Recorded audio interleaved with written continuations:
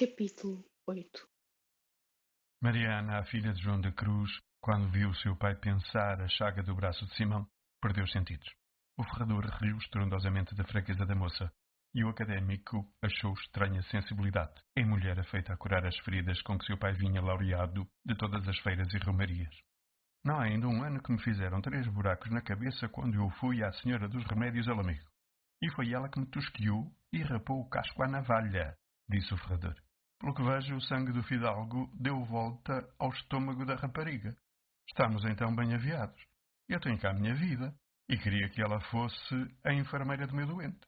És ou não és, rapariga? Disse ele à filha quando ela abriu os olhos, com semblante de envergonhada da sua fraqueza. Serei com muito gosto, se o pai quiser. Pois então, moça, se has de ir costurar para a varanda, venha aqui para a beira do Sr. Simão. Dá-lhe calços a miúdo e trata-lhe da ferida, vinagre e mais vinagre, quando ela estiver assim a modo de roxa. Conversa com ele, não o deixes estar a malucar, nem escrever muito, que não é bom quando se está fraco do miolo. E Vossa Senhoria não tenha aquelas de cerimónia, nem me diga a Mariana, a menina isto, a menina aquilo. Rapariga dá cá um caldo, rapariga lava-me o braço, dá cá as compressas. E nada de políticas.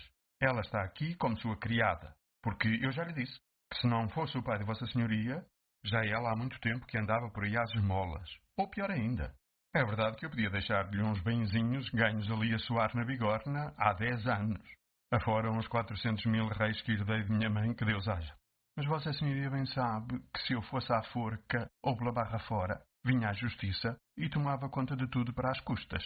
Se Vossa Senhoria tem uma casinha sofrível, atalhou Simão, pode, querendo, casar a sua filha numa boa casa de lavoura.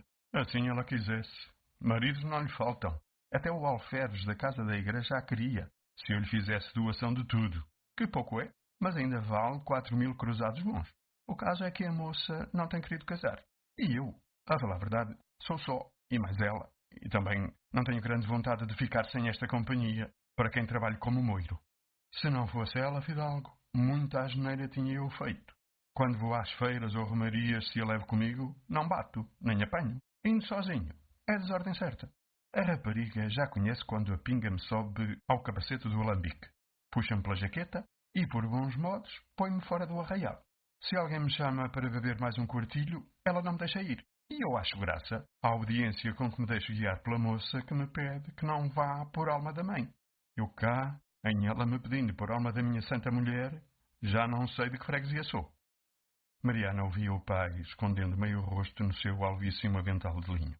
Simão estava-se gozando na simpleza daquele quadro rústico, mas sublime de naturalidade. João da Cruz foi chamado para ferrar um cavalo e despediu-se nestes termos. Tenho dito, rapariga, aqui te entrego o nosso doente. Trata-o como quem é e como se fosse teu irmão ou marido. O rosto de Mariana acerejou-se quando aquela última palavra saiu, natural como todas, da boca de seu pai. A moça ficou encostada ao batente da alcova de Simão. Não foi nada boa esta praga que lhe caiu em casa, Mariana, disse o académico. Fazerem-na enfermeira tão doente e privarem-na, talvez, de ir costurar na sua varanda e conversar com as pessoas que passam? Que se me dá a mim disso? Respondeu ela, sacudindo o avental e baixando o cós ao lugar da cintura com infantil graça. Sente-se, Mariana.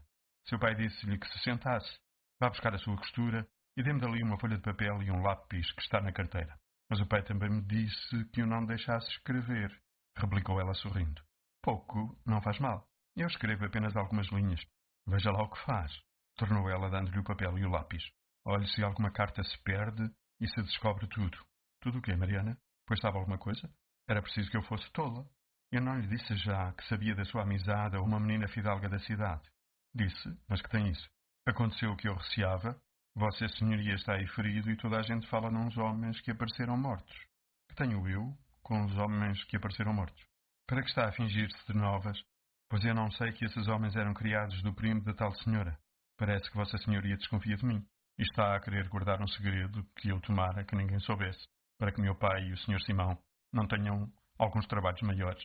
Tem razão, Mariana. Eu não devia esconder de si o mau encontro que tivemos. E Deus queira que seja o último. Tanto tenho pedido ao Senhor dos Passos que lhe dê remédio a essa paixão. O pior futuro eu, que ainda está por passar. Não, menina, isto acaba assim. Eu vou para Coimbra logo que esteja bom e a menina da cidade fica em sua casa. Se assim for, Já prometi 2 arráteis de ser ao senhor dos passos, mas não me diz o coração que vossa senhoria faça o que diz. Muito agradecido lhe estou pelo bem que me deseja, disse Simão comovido. Não sei o que lhe fiz, para lhe merecer a sua amizade. Basta ver o que o seu paizinho fez pelo meu, disse ela, limpando as lágrimas. O que seria de mim se me ele faltasse e se fosse à forca, como toda a gente dizia? Eu era ainda muito nova quando ele estava na enxovia. Teria 13 anos, mas estava resolvida a atirar-me ao poço, se ele fosse condenado à morte. Se o degradassem, então ia com ele. Ia morrer onde ele fosse morrer. Não há dia nenhum que eu não peça a Deus que dê a seu pai tantos prazeres como estrelas tem o céu. Fui de propósito à cidade para beijar os pés da sua mãezinha e vi suas manas, e uma, que era a mais nova, deu-me uma saia de lapim, que eu ainda ali tenho guardada como uma relíquia. Depois, cada vez que ia à feira, dava uma grande volta para ver se acertava de encontrar a senhora Dona Ritinha à janela. E muitas vezes vi o senhor Simão. E talvez não saiba que eu estava a beber na fonte quando Vossa Senhoria, há 2 para 3 anos, deu muita pancada nos criados, que era mesmo um rebuliço que parecia o fim do mundo. Eu vim contar ao pai, e ele até caiu ao chão a dar risadas como um doido. Depois nunca mais o vi, senão quando Vossa Senhoria entrou com o tio de Coimbra. Mas já sabia que vinha para esta desgraça, porque tinha tido um sonho em que via muito sangue e eu estava a chorar, porque via uma pessoa muito minha amiga a cair numa cova muito funda. Isso são sonhos, Mariana. São sonhos, são. Mas eu nunca sonhei nada que não acontecesse. Quando meu pai matou o Almoquereve, tinha eu sonhado que o via dar um tiro noutro homem. Antes de minha mãe morrer, acordei eu a chorar por ela e mais, ainda viveu 2 meses. A gente da cidade ri-se dos sonhos, mas Deus sabe o que isto é. Aí vem meu pai, senhor dos passos, não vá ser alguma má nova. João da Cruz entrou com uma carta que recebera da pobre do costume. Enquanto Simão leu a carta escrita do convento, Mariana fitou os seus grandes olhos azuis no rosto do académico e a cada contração da fronte dele angustiava-se-lhe a ela o coração. Não teve mão da sua ânsia e perguntou: É notícia má? Tu és muito atrevida, rapariga, disse João da Cruz. Não é, não, atalhou o estudante. Não é má a notícia, Mariana. Senhor João, deixe-me ter na sua filha uma amiga, que os desgraçados é que sabem avaliar os amigos. Isso é verdade, mas eu não me atrevi a perguntar o que a carta diz. Nem eu perguntei, meu pai, foi porque me pareceu que o senhor Simão estava aflito quando lia e não se enganou. Tornou o doente, voltando-se para o ferrador. O pai arrastou Teresa ao convento. Sempre é patife de uma vez, disse o ferrador, fazendo com os braços instintivamente um movimento de quem aperte entre as mãos um pescoço. Neste lance, um observador perspicaz veria luzir nos olhos de Mariana um clarão de inocente alegria. Simão sentou-se e escreveu sobre uma cadeira que Mariana espontaneamente lhe chegou, dizendo: Enquanto escreve, vou olhar pelo caldinho que está a ferver. É necessário arrancar-te daí, dizia a carta de Simão. Esse convento há de ter uma evasiva. Procura e dize-me a noite e a hora em que devo esperar-te. Se não puderes fugir, essas portas hão de abrir-se diante da minha cólera. Se daí te mandarem para outro convento mais longe, avisa-me que eu irei, sozinho ou acompanhado, roubar-te ao caminho. É indispensável que te refaças de ânimo, para te não assustarem os arrojos da minha paixão. És minha. Não sei de que me serve a vida se a não sacrificar a salvar-te. Creio em ti, Teresa. Creio. Ser-me-ás fiel na vida e na morte. Não sofras com paciência. Luta com heroísmo. A submissão é uma ignomínia, quando o poder paternal é uma afronta. Escreve-me a toda a hora que possas. Estou quase bom. Dize-me uma palavra, chama-me, e eu sentirei que a perda do sangue não diminui as forças do coração. Simão pediu a sua carteira, tirou o dinheiro em prata, deu-o ao ferrador e recomendou-lhe que o entregasse à pobre com a carta. Depois ficou relendo a de Teresa e recordando-se da resposta que dera. Mestre João foi à cozinha e disse a Mariana: Desconfio de uma coisa, rapariga. O que é, meu pai? O nosso doente está sem dinheiro. Porquê? O pai como sabe isso? É que ele pediu uma carteira para tirar dinheiro e ela pesava tanto como uma bexiga de porco cheia de vento. Isto bola-me cá por dentro. Queria oferecer-lhe dinheiro e não sei como há de ser. Eu pensarei nisso, meu pai, disse Mariana refletindo. Pois sim, cogita lá tu que tens melhores ideias que eu. E se o pai não quiser abolir nos seus 400, eu tenho aquele dinheiro dos meus bezerros. São 11 moedas de ouro menos um quarto. Pois falaremos. Pensa tu no modo de ele aceitar sem remorsos. Remorsos, na linguagem pouco castigada do mestre João, era sinónimo de escrúpulos ou repugnância. Foi Mariana levar o caldo a Simão, que lhe o rejeitou, como distraído em profundo cismar. Pois não toma o caldinho? Disse ela com tristeza. Não posso. Não tenho vontade, menina. Será logo. Deixe-me sozinho algum tempo. Vá, vá. Não passe o seu tempo ao pé de um doente aborrecido. Não me quer aqui? Irei e voltarei quando Vossa Senhoria chamar. Dissera isto Mariana, com os olhos a rever em lágrimas. Simão notou as lágrimas e pensou um momento na dedicação da moça, mas não lhe disse palavra alguma. E ficou pensando na sua espinhosa situação. Deviam de ocorrer-lhe ideias aflitivas que os romancistas raras vezes atribuem aos seus heróis. Nos romances todas as crises se explicam, menos a crise ignóbil da falta de dinheiro. Entendem os novelistas que a matéria é baixa e plebeia. O estilo vai de má vontade para coisas rasas. Balzac fala muito em dinheiro, mas dinheiro a milhões. Não conheço nos 50 livros que tenho dele um galã, num entreato da sua tragédia, a cismar no modo de arranjar uma quantia com que paga o alfaiate, ou se desembaraça das redes que um usurário lhe lança, desde a casa do juiz de paz a todas as esquinas, de onde o assaltam o capital e juro de 80%. Disto é que os mestres em romances se escapam sempre. Bem sabem eles que o interesse do leitor se gela a passo igual que o herói se encolhe nas proporções destes heróizinhos de botequim, de quem o leitor dinheiroso foge por instinto e o outro foge também porque não tem que fazer com ele. A coisa é vilmente prosaica, de todo o meu coração o confesso. Não é bonito deixar a gente vulgarizar-se o seu herói a ponto de pensar na falta de dinheiro. Um momento depois que escreveu à mulher estremecida uma carta como aquela de Simão Botelho. Quem a lesse diria que o rapaz tinha postadas em diferentes estações das estradas do país carroças e folgadas parelhas de mulas para transportarem a Paris, a Veneza ou ao Japão a bela fugitiva. As estradas naquele tempo deviam ser boas para isso, mas não tenho a certeza de que houvesse estradas para o Japão. Agora creio que há, porque me dizem que há tudo. Pois eu já lhes fiz saber, leitores, pela boca de Mestre João, que o filho do corregedor não tinha dinheiro. Agora lhes digo que era em dinheiro que ele cismava quando Mariana lhe trouxe o caldo rejeitado.